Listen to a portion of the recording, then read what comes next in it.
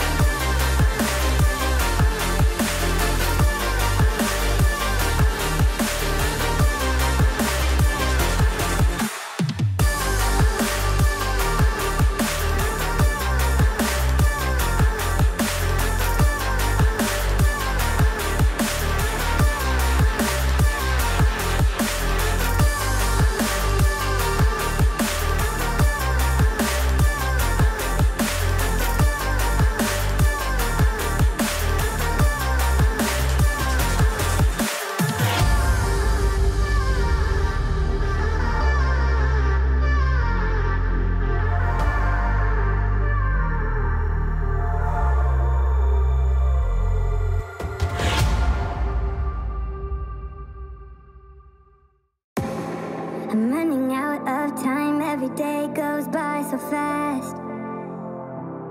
And every moment counts, baby, I don't wanna miss a thing. We can sleep under the stars, we can sleep under the stars, or hang out in hotel bars, driving somewhere in your car. We can sleep under the stars, we can sleep under the stars, under the stars.